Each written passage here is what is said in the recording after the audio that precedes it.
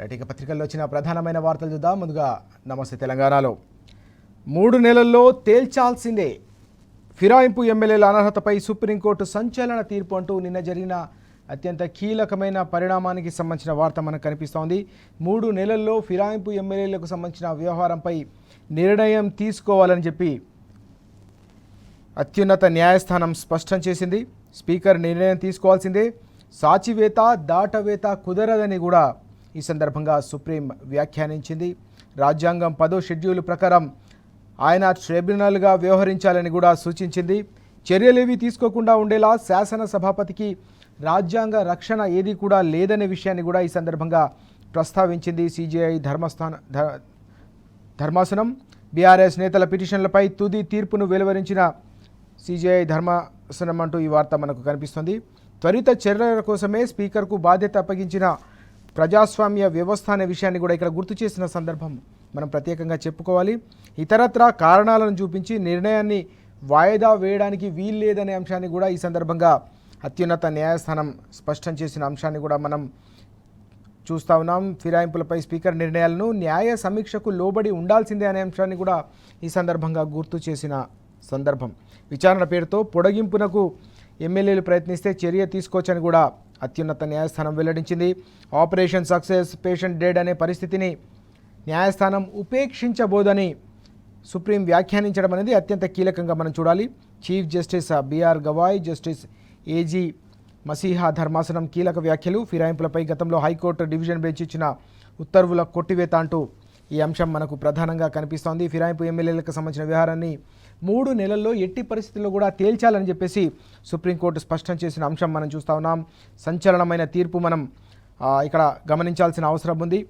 కేవలం 90 రోజుల వ్యవధి మాత్రమే మిగిలి ఉంది. ఇందులో కంపల్సరీగా 10 మంది ఎమ్మెల్యేలు ఎవరైతే ఫిరాయింపులకు పాల్పడ్డారో వారిపై తప్పకుండా చర్య తీసుకోవాల్సిన అవసరం ఉంది. ఇంకా కూడా సాచివేత కావచ్చు, దాటవేత అనేది కుదరదనే అంశాన్ని సుప్రీం స్పష్టం చేసిన నేపథ్యంలో తదుపరి పరిణామాలు ఎలా ఉండబోతున్నాయనేది అందరూ వేచి చూస్తున్న అంశం. ఈ క్రమంలోనే ఈ మొత్తం తీర్పుపై బీఆర్ఎస్ వర్కింగ్ ప్రెసిడెంట్ కేటీఆర్ గారు కూడా స్పందించారు. సత్యం ధర్మం గెలిచిందని ఆయన వ్యాఖ్యానించారు. సుప్రీం తీర్పును గౌరవించి ఫిరాయింపు ఎమ్మెల్యేలపై స్పీకర్ వేటు వేయాల్సిందే అని ఆయన కోరారు. అలాగే రాజ్యాంగం పట్టుకొని నీతులు చెప్పే రాహుల్ గాంధీ మాటకు కట్టుబడి ఉండాలి అని కూడా ఆయన డిమాండ్ చేసిన సందర్భం. 10 చోట్ల ఉప ఎన్నికలు ఖాయం కాబట్టి తప్పకుండా పార్టీ శ్రేణులు కూడా సిద్ధం కావాలని చెప్పేసి ఈ సందర్భంగా కేటీఆర్ గారు పార్టీ శ్రేణులకు గులాబీ దళానికి కూడా సిద్ధం చేసిన పరిస్థితి, వారందరూ కూడా దిశానిర్దేశం చేసిన సందర్భం కూడా కనిపించేది.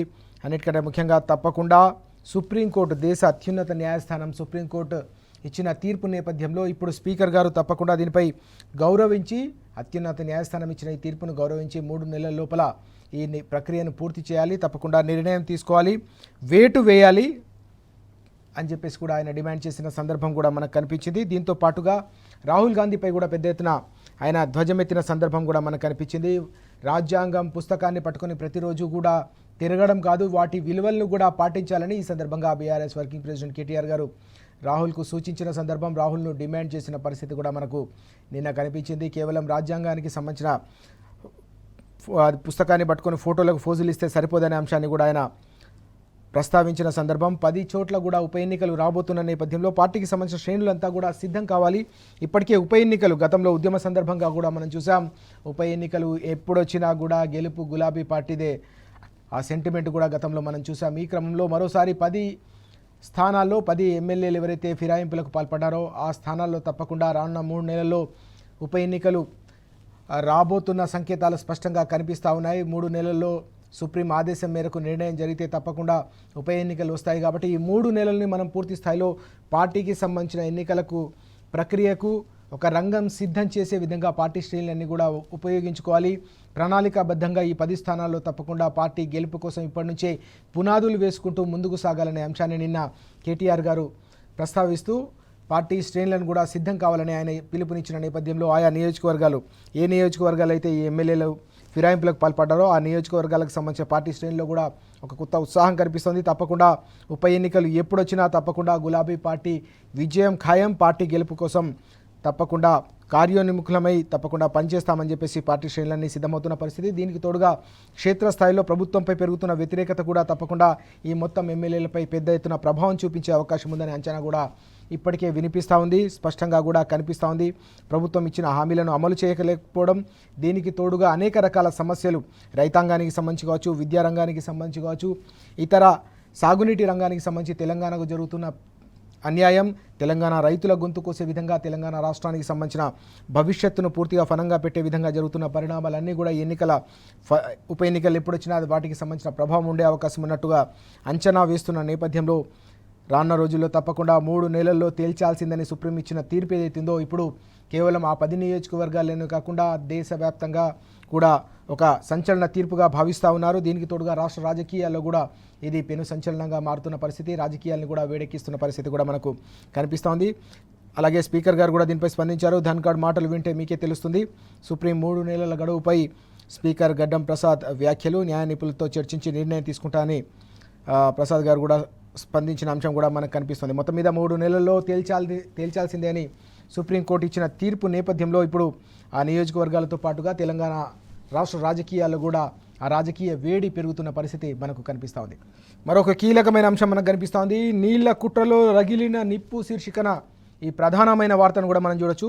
బనకచెర్లపై కాంగ్రెస్లో అంతర్యుద్ధం, నిట్ట నిలువున చీలిన మంత్రివర్గం అంటూ ఈ వార్త కనిపిస్తూ ఉంది. నీళ్ల కుట్రలో పూర్తిగా నిప్పు రాజేసుకుంది. తెలంగాణకు జరుగుతున్న తీవ్రమైన అన్యాయం ఏదైతే జరుగుతూ ఉందో కాంగ్రెస్ హయాంలో ముఖ్యమంత్రి తీసుకుంటున్న నిర్ణయం నేపథ్యంలోనే మంత్రివర్గం నిట్టు నిలువున చీలిందనే అంశం ఇక్కడ మనకు ప్రధానంగా కనిపిస్తుంది.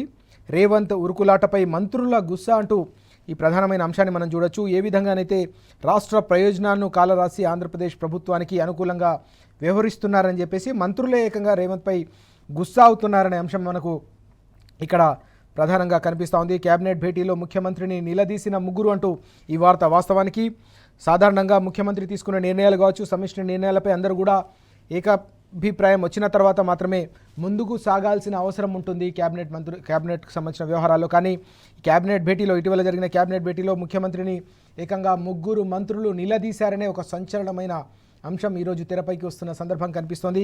ఈ మొత్తం వ్యవహారం అంతా కూడా బనకచెర్లకు సంబంధించిన ప్రాజెక్టు వ్యవహారం.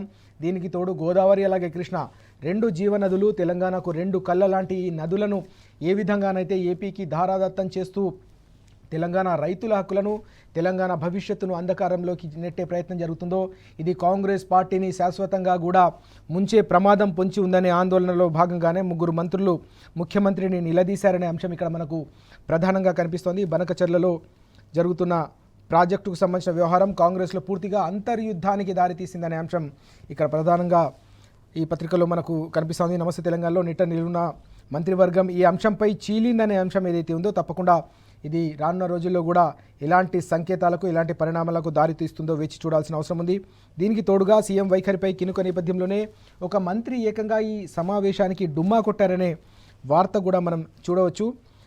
మోదీ మాయలో పడ్డారని అధిష్టానానికి ఇప్పటికే మంత్రులు ఫిర్యాదు చేశారనే అంశం కూడా మనకు కనిపిస్తోంది.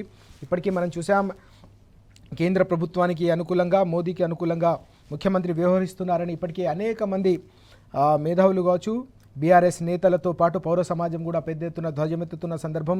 తెలంగాణకు సంబంధించిన హక్కులను కాలరాస్తున్న కేంద్ర ప్రభుత్వానికి, బీజేపీకి ఏ విధంగా వంత పాడతారని ఇప్పటికే ప్రతి ఒక్కరూ ప్రశ్నిస్తున్న పరిస్థితి.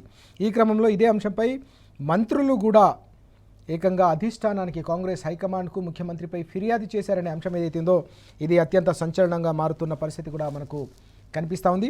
అలాగే ఓ మంత్రి అడ్డొస్తాడని ముందే ఊహించిన కూటమి శాఖ నుంచి తప్పించేందుకు 6 నెలల కిందే ప్లాన్ అంటూ మరో ఆసక్తికరమైన కీలకమైన అంశం కూడా మనకు కనిపిస్తుంది. ఈ మొత్తం వ్యవహారానికి అంటే తెలంగాణ రాష్ట్ర హక్కులను కాలరాసే విధంగా రాష్ట్ర ప్రభుత్వం, ముఖ్యమంత్రి వ్యవహరిస్తున్న తీరుపై ఒక మంత్రి తప్పకుండా ముందు నుంచే దీన్ని అడ్డుకునే అవకాశం ఉంది. దీన్ని పసిగట్టి ముందే దీన్ని ఏ విధంగానైనా అడ్డుకునే ప్రయత్నం ఉందని ఊహించిన కూటమి ఆయనను శాఖ నుంచి తప్పించేందుకు కూడా గత కొన్ని నెలలుగా ప్రయత్నం చేస్తుందనే అంశం ఇప్పుడు పెద్ద ఎత్తున చర్చకు దారితీస్తున్న పరిస్థితిని మనం చూస్తూ ఉన్నాం. 6 నెలల కిందే ఆ మంత్రిని కేబినెట్ నుంచి ఇతర శాఖకు మళ్లించాలనే ఒక ప్రయత్నం జరిగినట్టుగా కూడా వార్తలు మనకు కనిపిస్తున్నాయి. అధిష్టానం అనుమతించకపోవడంతోనే ఆ ప్రక్రియ, ఆ ప్లాన్ ఫెయిల్ అయిందనే అంశం కూడా ఇక్కడ మనకు కనిపిస్తుంది. మొత్తం మీద నీళ్ల చుట్టూ నిప్పు రాజుకుంటోంది తెలంగాణలో.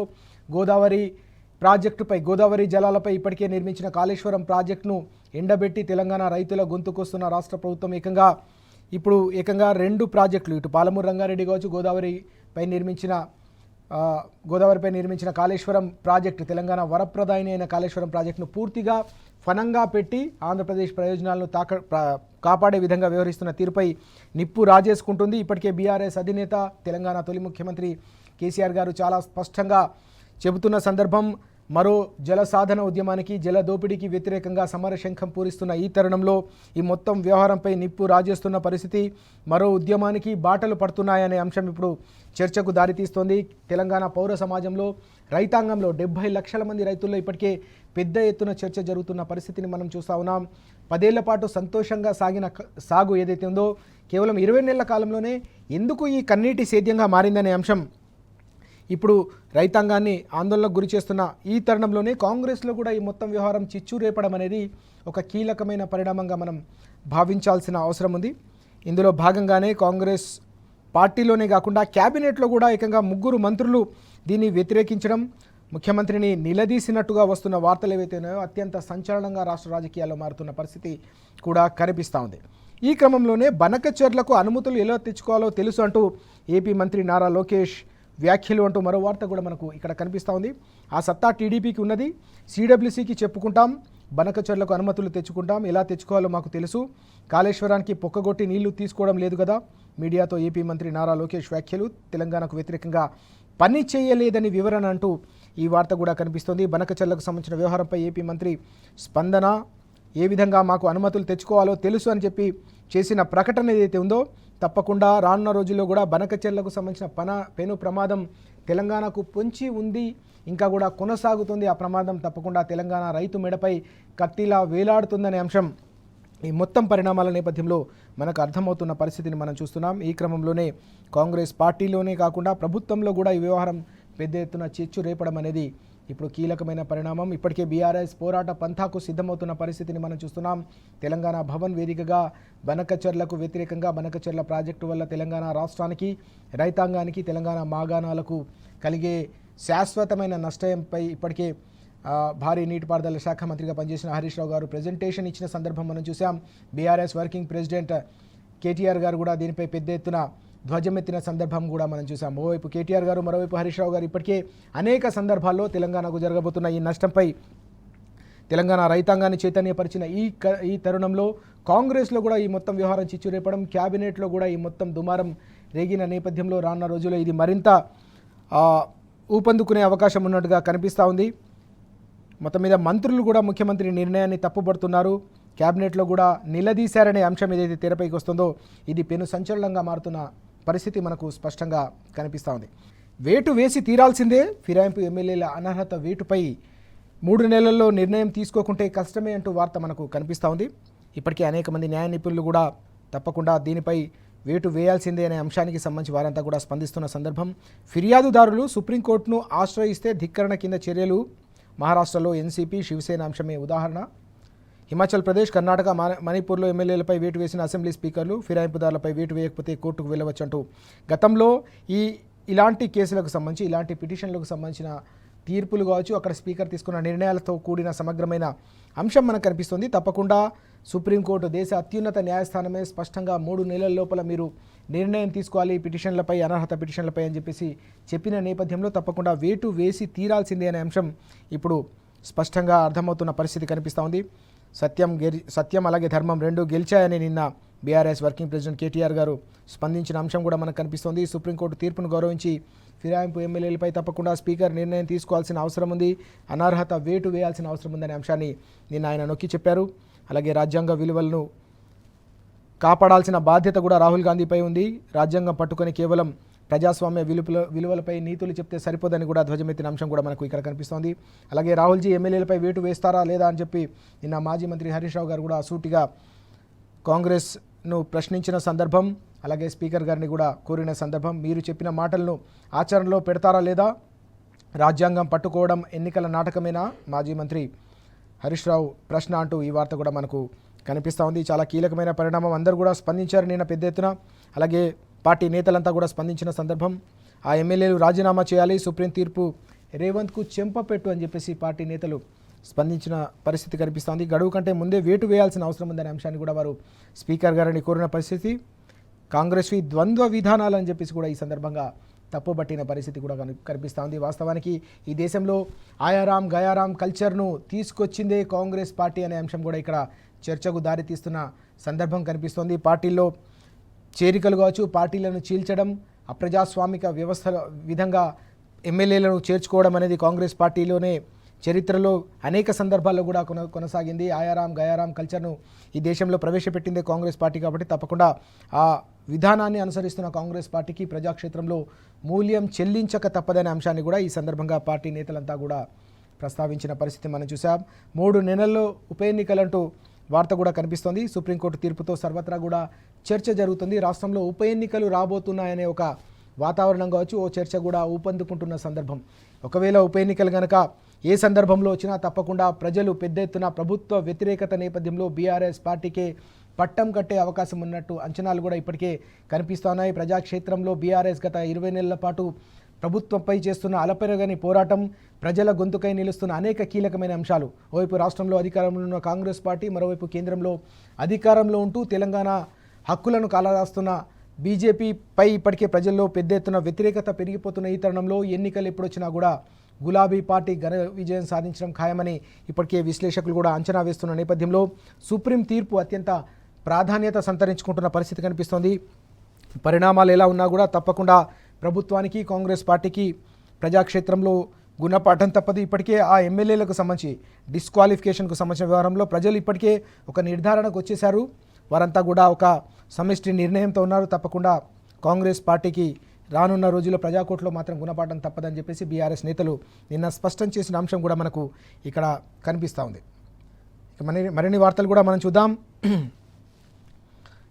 కేసీఆర్కు వివాహ ఆహ్వానం అంటూ మనకు మరో అంశం కూడా కనిపిస్తుంది. భరత్ కుమార్ గారు సీనియర్ అడ్వకేట్, అలాగే పార్టీకి సంబంధించిన సీనియర్ నాయకులు నిన్న తన కుమారుడి వివాహానికి హాజరు కావాలని నిన్న తెలంగాణ రాష్ట్ర తొలి ముఖ్యమంత్రి బీఆర్ఎస్ అధినేత కేసీఆర్ గారిని కలిసి వారికి ఆహ్వాన పత్రికను అందిస్తున్న అంశం, వాటికి సంబంధించిన ఫోటో ఐటమ్ కూడా మనకు కనిపిస్తుంది. కుటుంబ సమేతంగా భరత్ కుమార్ గారు నిన్న కేసీఆర్ గారిని కలిశారు. వారికి ఆహ్వాన పత్రికను అందిస్తున్న సందర్భం కూడా మనకు కనిపిస్తోంది.